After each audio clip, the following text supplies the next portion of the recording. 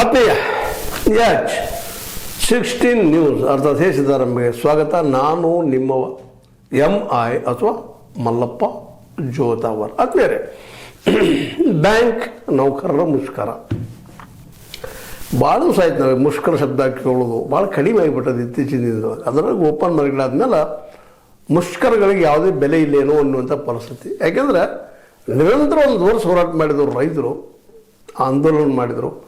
ಆ ಆಂದೋಲನ ಜೀವಿಗಳಂತೇಳಿಯಿಂದ ನಮ್ಮ ಮೋದಿಯವರಿಂದ ಟೀಕೆಗೆ ಒಳಗಾದರು. ಆದರೆ ಒಂದನ್ನು ಸಾಧಿಸಿದ್ರು ಅವರು, ಕಾಲೇ ಕಾರಣಗಳು ಹಿಂದೆ ತಕ್ಕೊಳ್ಳುವಲ್ಲೇ. ಆದರೆ ಉಳಿದು ಯಾವೂ ಚೇಂಜ್ ಆಗಲಿಲ್ಲ. ಇವತ್ತು ದಿವಸ ಹಿಂದೆ ತಕ್ಕೊಂಡಿದ್ದಾರಷ್ಟೇ, ರದ್ದಾಗಿಲ್ಲ. ಅಂದರೆ ಮುಷ್ಕರ ಮಾಡೋದ್ರಿಂದ ಯಶಸ್ವಿ ಆಗ್ತಾರಾ ಅನ್ನುವಂಥದ್ದು.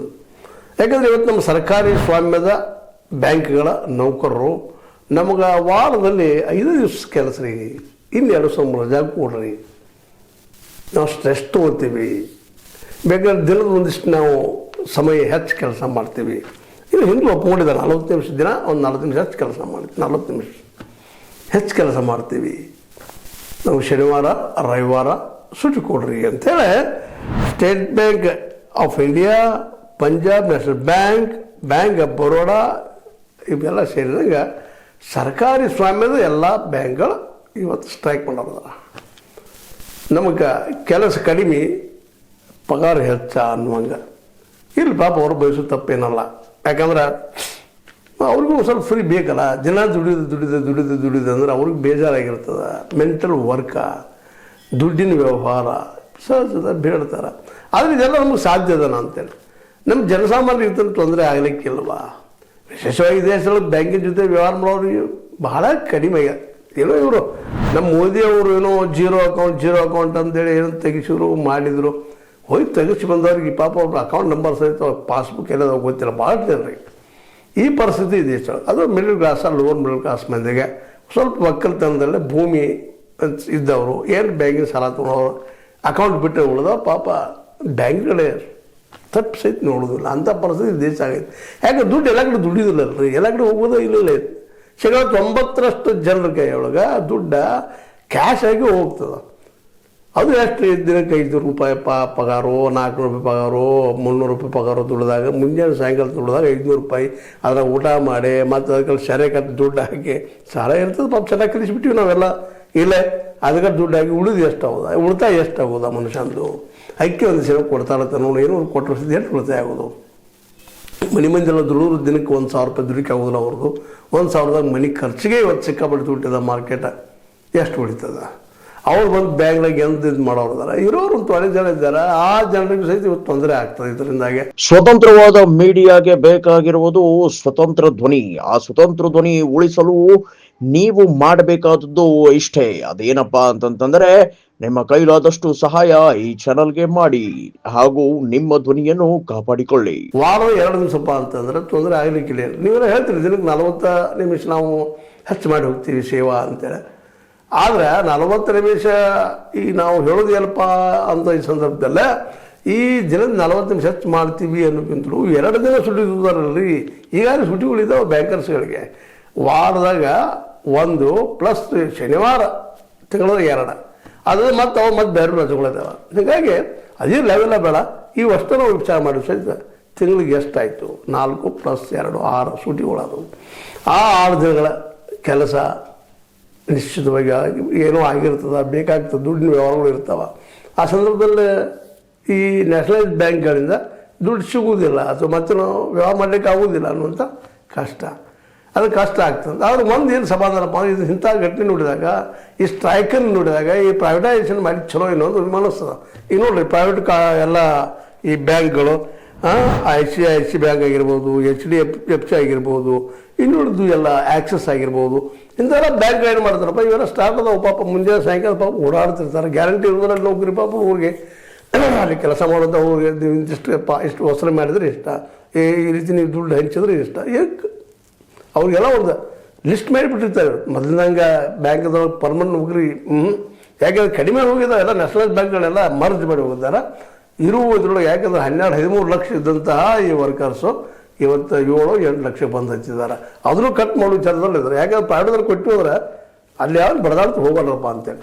ಇದಕ್ಕೆ ಕಾರಣ ಅಂದರೆ ಈ ಮುಷ್ಕರಗಳು, ಈ ನೌಕರರ ಒಂದಿಷ್ಟು ಅನ್ನುವಂಥ ಬೇಡಿಕೆಗಳು, ಪಗಾರ ಹೆಚ್ಚಬೇಕು, ಕಡಿಮೆ ಕೆಲಸಬೇಕು ಅನ್ನುವಂಥ ನೇಚರ್ ಇರೋದ್ರಿಂದಾಗೆ ಇದು ಸಹಿತ ಇವತ್ತು ಬೆಳೀತಾ ಇದೆ. ನಮ್ಮಲ್ಲಿ ಆ್ಯಕ್ಚುಲಿ ಇಲ್ಲಿ ಪ್ರೈವೇಟೈಸೇಷನ್ ಯಾಕೆ ಹೆಚ್ಚಾಯಿತು ಅಂತಂದ್ರೆ, ಒಂದಿದ್ದು ಸರ್ಕಾರಕ್ಕೆ ಜವಾಬ್ದಾರಿ ಬೇಡಾಗಿದೆ.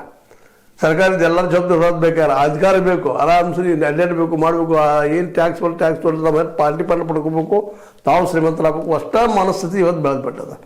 ಇಂಥ ಪ್ರಸಂಗದೊಳಗೆ ಈ ಸ್ಥಿತಿಯೊಳಗೆ ಎಲ್ಲ ಜವಾಬ್ದಾರಿ ಹೊರಗೆ ಸಾಧ್ಯ. ಅದಕ್ಕೆ ಪ್ರೈವೇಟ್ದವ್ರು ಕೊಟ್ಬಿಡೋದು, ಮತ್ತು ಅವ್ರಿಗೆ ಕೆಳಗೆ ಬಂದ್ರೆ ಹೇಳೋದು, ಮುಷ್ಕರ ಮಾಡಕ್ಕೆ ಬಂದವ್ರಿಗೆ ಇಲ್ಲರಿ ಹೊಂಚ್ಕೊಂಡು ಹೋಗ್ಬೇಕು, ನೀವು ದುಡಿಬೇಕಲ್ರಿ, ಹಿಂಗೆ ಗಾಡಿ ಅಡ್ಡಾಡಿ ಹೆಂಗೆ ಅಂತೇಳಿ ಇಲ್ಲಿ ಒಂದು ದುಡಿಯೋ ಪ್ರವೃತ್ತಿನೂ ಕಡಿಮೆ ಆಗುವಂಥದ್ದು. ಮತ್ತು ಜೊತೆಗೆ ಇನ್ನೊಂದು ಸೈಂಟಿಫಿಕ್ ಟೆಂಪರ್ಮೆಂಟ್ ಎಜುಕೇಷನ್ ಕೊಡ್ತಾ ಇಲ್ಲ ಅವೆಲ್ಲ ಮಕ್ಕಳಿಗೆ. ಇವೆಲ್ಲ ಕಾರಣ 1, 2 ಏನೆಲ್ಲ ತೆಗೆದಷ್ಟು ದೋಷಗಳು ಹೊರಗೆ ಬಂದೇ ಬರ್ತಾವೆ. ಈ ನೆಲೆಗಟ್ಟಿನಲ್ಲೇ ಇವತ್ತೇನು ಬ್ಯಾಂಕ್ ನೌಕರ ಮುಷ್ಕರ, ಹೌದು ಅವ್ರಿಗೆ ಯಾವತ್ತೂ ಅನ್ಯಾಯಕ್ಕೆ ಮುಷ್ಕರ ಮಾಡೋದು ಸರಿ, ಆದರೆ ಅದರಿಂದ ಬಹುಸಂಖ್ಯಾತ ತೊಂದರೆ ಆಗ್ತಿದೆ ಅನ್ನೋದು ಅಷ್ಟೇ ಸತ್ಯದ. ಈ ದಿಶೆಯಲ್ಲೇ ಏನಪ್ಪ ಅಂದ್ರೆ ಬ್ಯಾಂಕ್ ನೌಕರರು ಮತ್ತೊಮ್ಮೆ ವಿಚಾರ ಮಾಡಬೇಕಾಗಿದೆ. ಯಾಕಂದರೆ ಈ ಕೊಟ್ಟಿರುವಂಥ ಸುದ್ದಿಗಳು ಹೆಚ್ಚೇನೋ ಅನ್ನುವಂಥ ಮಾತುಗಳು. ಯಾಕಪ್ಪ ಅಂತಂದ್ರೆ ಜನಕ್ಕನ್ನು ದಿನನಿತ್ಯ ಇವತ್ತು ಬ್ಯಾಂಕ್ಗಳ ಜೊತೆ ಒಂದಿಷ್ಟು ಸಂಬಂಧಗಳು ಹೆಚ್ಚಾಗ್ತಾ ನೋಡಿದ್ದಾವೆ. ಮತ್ತು ಇನ್ನು ಪ್ರೈವೇಟ್ದಲ್ಲೇ ಹೋಗೋದ್ರಿಂದಾಗಿ ಪ್ರೈವೇಟ್ದಲ್ಲೇ ಒಂದಿಷ್ಟು ಕೆಲವೊಂದು ಶೋಷಣೆಗಳು ಆಗ್ತಾವೆ ಅಲ್ಲೂ ಸಹಿತ. ಇವತ್ತು ಮೈಕ್ರೋ ಫೈನಾನ್ಸ್ ನೀವು ಕೇಳಿದಿರಿ, ಮೈಕ್ರೋ ಫೈನಾನ್ಸ್ಗಳು ಮೇಲೆ ನಾವು ಸುದ್ದಿ ನೋಡ್ತಾ ಇರ್ತೀವಿ. ಅದ ನ್ಯಾಷನಲ್ ಬ್ಯಾಂಕ್ ಇದ್ದದ್ದು ಅಲ್ಲೂ ಆರೋಪಗಳಿದ್ದು ಇಲ್ಲ ಅಂತಲ್ಲ, ಅದು ಈಗಂತ ಹೇಳ್ತಿರೋದಂಗೆ ಆ ಹೊಸ ದುಡ್ಡು ಕೊಡೋದು ಅಷ್ಟೇ ಕರೆಯೋದು, ಫ್ಲ್ಯಾಟ್ ಇಂಟ್ರೆಸ್ಟು, ಆ ಇಂಟ್ರೆಸ್ಟು ಏನೋ ಮಾಡಿ ತಿಂಗಳಿಗೆ 2, 3 ಇಂಟ್ರೆಸ್ಟ್ ತೊಗೊಳ್ಳುವಂಥ ಅನೇಕ ಈ ಮೈಕ್ರೋ ಫೈನಾನ್ಸ್ಗಳಿದ್ದಾವೆ. ಮತ್ತು ಅವ್ರಿಗೆ ಅವ್ರು ಏನಂತಾರಪ್ಪ, ನಮ್ಮ ನಡಿಬೇಕಲ್ರಿ, ನಾವು ಹೊಸಲು ಮಾಡಬೇಕಾಗಿದ್ದು ಅವ್ರು ಹೇಳ್ತಾರೆ. ಅಂದರೆ ಏನಪ್ಪ ಅಂದ್ರೆ ಒಂದು ವಿಷವರ್ತು ತಯಾರಾಗಿಬಿಟ್ಟದ ಇಲ್ಲಿ ನಮ್ಮಲ್ಲಿ. ಇದಕ್ಕೆಲ್ಲ ಕಾರಣ ಮತ್ತು ನಮ್ಮ ಹೆದ್ಮೇಲೆ ಹೇಳುವಂಥದ್ದು ಏನಪ್ಪ ಅಂದ್ರೆ, ಒಂದು ಉನ್ನತವಾದ ಶಿಕ್ಷಣ ನಮ್ಮೆಲ್ಲರೂ ಸಿಗಲಾರದ್ದು ಅಂತ. ಯಾಕಂದ್ರೆ ಉನ್ನತ ಸಿಗಲ್ಬಿಡಂಥ ವ್ಯಕ್ತಿಗೆ ತನಗೆ ಅನ್ಯಾಯ ಮಾಡೋ ಮುಂದೆ ಅವ್ನು ಪ್ರತಿಭಟಿಸ್ತಾನೆ, ಯಾಕೆ ಬಂದಿದ್ದು ಬಡ್ಡಿ ರೇಟ್ ಏನಂತ ಕೇಳ್ತಾನೆ. ಅದರಿಂದ ಈ ಮೈಕ್ರೋ ಫೈನಾನ್ಸ್ಗಳನ್ನ ತೊಗೊಳೋರು ಯಾರಪ್ಪ ಸಾಲ ಅಂತಂದ್ರೆ, ಈ ನ್ಯಾಷನಲೈಸ್ ಬ್ಯಾಂಕ್ ಸಾಲ ಸಿಗಲಾರಂತ ಬಡ ಮಂದಿನ ದುಡಿಯೋ ವರ್ಗದವರು, ಹನ್ನೊಂದು ವ್ಯಾಪಾರ ಮಾಡುವಂಥವ್ರು, ಹನ್ನೊಂದು ಕೃಷಿ ಕುಡಿ ಮಾಡುವಂಥವ್ರು, ಇಂಥ ಜನ ತೊಗೊಳ್ತಿರ್ತಾರೆ. ಅವರು ಸಾಲ ಸಹಿತ ಕೂಡ ಒಂದು ಸೆಲ್ಫ್ ಹೆಲ್ಪ್ ಗ್ರೂಪ್ ಮಾಡ್ಕೊಳ್ಳೋದು, ಇಲ್ಲಿ ಸಾಲ ತೊಗೊಳ್ಳೋದು ಪ್ರೈವೇಟ್ದಾಗ. ಅವ್ರ ನಂತರ ನಾವು ತುಂಬಿದ್ವಿ ಅಂತ ಅವ್ರು ಹೇಳ್ತಿರ್ತಾರೆ, ಇವ್ರು ಇಲ್ಲಂತ ಹೇಳ್ತಾರೆ, ರೆಕಾರ್ಡ್ಸ್ ಇರೋದಿಲ್ಲ. ಹೋಗ್ಬಿಡಪ್ಪ ಸರಿಯಾದ ರೆಕಾರ್ಡ್ ಕೊಡೋದು ಅದನ್ನೂ ಇಟ್ಟಿರೋದಿಲ್ಲ ಇವರು ಮೈಕ್ರೋ ಫೈನಾನ್ಸಿಯರ್ಸ. ಇಲ್ರಿ ಅವ್ರಿಗೆ ಕೊಟ್ಟಿದ್ದೀವಿ ಪಾವತಿ, ಅವ್ರು ರೆಕಾರ್ಡ್ದಾರೆ ಯಾರಿಗೆ ಗೊತ್ತಾ. ಹಿಂಗೆ ಮಾಡಿ ಬೇಜವಾಬ್ದಾರಿ ಮಾತು ಅಲ್ಲೇ ಪ್ರೈವೇಟ್ದಲ್ಲೇ. ಈ ಎಲ್ಲ ನೆಲೆಗಟ್ಟಿನಲ್ಲಿ ಯಾವುದು ಬೇಕು ಈ ದೇಶಕ್ಕೆ ಅನ್ನುವಂಥದ್ದು. ಇವತ್ತು ಮತ್ತೆ ಇವ್ರು ಸ್ಟ್ರೈಕ್ ಮಾಡೋದು ನೋಡಿದಾಗ, ವಾರದ 5 ದಿನ ಸುಳ್ಳು ನೋಡಿದಾಗ ಸಹಜ ಅನ್ನಿಸ್ತದೆ ಸಾಮಾನ್ಯರಿಗೆ, ಜನಸಾಮಾನ್ಯರಿಗೆ. ಇದೇನು ರೀ ಇವರು 5 ಅಂತಾರೆ, ನೆನ್ ತೊಳಸ್ಬಿಟ್ರೆ 4 ಅಂತಾರೆ, ಕಡೆಗೆ 3 ನಿಮಿಷ ಅಂತಾರೆ, ಹೆಂಗೆ ಅಂತನ್ನುವಂಥ ಮಾತುಗಳು ಕೇಳಿ ಬರ್ತಾ ಇದ್ದಾವೆ. ಅದಕ್ಕಾಗಿ ನಮ್ಮ ಬ್ಯಾಂಕರ್ಸ್ಗಳು ವಿಚಾರ ಮಾಡಬೇಕಾಗಿದೆ, ಈ ಬೇಡಿಕೆ ಇಡೋಕ್ಕಿಂತಲೂ ಪೂರ್ವದಲ್ಲ. ಈಗ ಎಷ್ಟೋ ಬ್ಯಾಂಕ್ಗಳು ಬಂದಾಗ ಹೋಗಿದ್ದಾವೆ ಮುಷ್ಕರಗಳಿಂದಾಗೆ. ಈ ಮುಷ್ಕರ, ಸ್ಟ್ರೈಕ್, ಎದ್ಕೊಳ್ಳೆ, ಚಳವಳಿ, ಹೋರಾಟ, ನಿಮಗಿಂತ ಹೋರಾಟ ಮಾಡಬೇಕಾದ ಪರಿಸ್ಥಿತಿಗಳು ಇವತ್ತು 90% ಜನ ಇದ್ದಾರೆ. ಪಾಪ ಅವ್ರು ಯಾರೋ ಸಂಘಟಿತರಲ್ಲ, ನೀವು ಸಂಘಟಿತರಿದ್ದೀರಿ, ಎಲ್ಲೋ 1% ಅಷ್ಟು ಇಲ್ಲ ನೀವು ಜನ. ಇಲ್ಲಿ ಸಂಘಟನೆ ಎಲ್ಲಿ ಆಗಬೇಕೈತೆ ಅಲ್ಲಿ ಆಗ್ತಾ ಇಲ್ಲ. ಮತ್ತು ಜನಸಾಮಾನ್ಯ ಬೇಕಂತ ಆಡಳಿತಗಳು ಇಲ್ಲಿ ಬರ್ತಾ ಇಲ್ಲ. ಕೇವಲ ಏನಪ್ಪ ಅಂತಂದ್ರೆ ಪಾರ್ಟಿ ಫಂಡ್ ತೊಗೊಳೋದು, ದುಡ್ಡು ಇದ್ರಾಗ ಹಂಚೋದು, ಎಲೆಕ್ಷನ್ದಾಗ ಆರಿಸಿ ಬರೋದು, ಕಮಿಷನ್ ವ್ಯವಹಾರ ಮಾಡೋದು ಹೋಗೋದು, ಯಾವ ಭ್ರಷ್ಟರಾಗಲ್ಲ, ಮತ್ತೆಲ್ಲ ಆಗೋಲ್ಲ. ನಮಗೆ ಕಮಿಷನ್ ಬರ್ತದಿಲ್ಲ ಅನ್ನೋಂಥ ರಾಜಕೀಯ ಬಂದಂಥದ್ದು ಒಂದಲ್ಲ ಎರಡಲ್ಲ, ಎಲ್ಲ ದೃಷ್ಟಿಯಿಂದ. ಅದಕ್ಕಾಗಿ ಇವತ್ತು ಈ ಬ್ಯಾಂಕರ್ಸರು ಮುಷ್ಕರ ಮಾಡ್ತಾ ಇದ್ದಾರೆ. ಇದು ಎಷ್ಟು ಜೆನ್ಯೂನ್ ಅವರು ತಮ್ಮ ಆತ್ಮವಿಮರ್ಶೆ ಮಾಡ್ಕೋಬೇಕು ಅದನ್ನು. ಯಾಕಂದ್ರೆ ನೀವು ಇವತ್ತೇನು ಸ್ಟ್ರೈಕ್ ಮಾಡಿಸಿದ್ರೆ ಅದೇನು ಪರಕ್ ಬೀಳುವುದಿಲ್ಲ. ಯಾಕಂದರೆ ಮೋದಿಯವರಂತೂ ಗೊತ್ತದ, ಇಡೀ 1 ವರ್ಷ ರೈತರೆಲ್ಲ ಅಲ್ಲಿ ಹೋರಾಟ ಮಾಡಿದರು. ಏನದವರು ಕೊನೆಗೆ ಒಂದಿಷ್ಟ ಕಡಿಗೆ ನಾವೇನು ಹಾಕೋದಿಲ್ಲ, ತಡೆದ್ವಿ ಅಂತ ಇಟ್ಬಿಟ್ರು, ರದ್ದು ಮಾಡಲಿಲ್ಲ. ಇದಕ್ಕೆ ಏನಾದರೂ ಹೋಗ್ತಾ ಅಂತ ಅನಿಸ್ತದೆ ಮೋದಿಯವರು. ಯಾಕಂತಂದ್ರೆ ಮೋದಿಯವರು ವಿಶೇಷವಾಗಿ ಕಾರ್ಪೊರೇಟ್ ಪ್ರಿಯರು. ಮತ್ತು ಕಾರ್ಪೊರೇಟ್ಗಳಂತೂ ಈ ಸ್ಟ್ರೈಕ್ 5 ದಿನ ದುಡಿತಾನೋ 3 ದಿನ ದುಡಿತಾನೆ ಅಂದರೆ ಒಪ್ಪೋದಿಲ್ಲ. ಅದಕ್ಕಾಗಿ ಈ ಸ್ಟ್ರೈಕ್ ಮಾಡೋಕ್ಕಿಂತ ಈಗ ಇದ್ದಿದ್ದು ಬರೋಬ್ಬರಿ ಅದ ವ್ಯವಸ್ಥೆ ಉಳಿಸ್ಕೊಡ್ರಿ, ಇನ್ನು ಬ್ಯಾಂಕ್ ಬೆಳೆಸ್ಕೊಡ್ರಿ. ಪ್ರೈವೇಟ್ದವ್ರು ಯಾವ ರೀತಿ ಧೈರ್ಯ ಮಾಡಿ ಭಾಳ ಜೆನ್ಯೂನ್ ಇದ್ದಂಥ ಜನಕ್ಕೆ ಲೋನ್ ಕೊಟ್ಟವ್ರನ್ನೇನೋ ತಮ್ಮ ದುರುಪಯೋಗ ಮಾಡ್ಕೊಳ್ತಾ ಇದ್ದಾರೆ. ಆಮೇಲೆ ಬೇರೆ ಆ ನೆಲೆಯಲ್ಲಿ ಏನಾದರೂ ಹೊಸ ದುಡ್ಡು ತಿರುಗುವಂಥ, ದುಡಿಯುವಂಥ ಫೀಲ್ಡ್ಗಳಿಗೆ ಜನರಿಗೆ ಉದ್ಯೋಗ ಕೊಡಿಸುವಂಥ ಕೆಲಸವನ್ನು ಈ ರಾಷ್ಟ್ರೀಕೃತ ಬ್ಯಾಂಕ್ಗಳು ಅಥವಾ ಸರ್ಕಾರಿ ಬ್ಯಾಂಕ್ಗಳು ಯಾಕೆ ಮಾಡಬಾರ್ದು? ಅವರು ಸಹಿತ ಬರೋದು, ಸ್ವಲ್ಪ ಲೆಕ್ಕಪತ್ರ ನೋಡೋದು, ಯಾವ ದುಡ್ಡು ಬಂದಿಲ್ಲ, ಏನೋ ಒಂದಿಷ್ಟು ಫೀಲ್ಡ್ ಆಫೀಸರ್ ಇರ್ತಾನೆ, ಹೋಗ್ತಾನೆ, ಕೇಳ್ತಾನೆ, ಬರ್ತಾನೆ, ಬರಲವರು NPA ಮಾಡೋದು, ಮತ್ತು ಅಲ್ಲಿ ಗದ್ದೆಗಳು ಭಾಳ ಮಾಡ್ತಾ ಇರ್ತಾರೆ ಅಲ್ಲೂ ಸಹಿತ, ಇಲ್ಲಂತಲ್ಲ.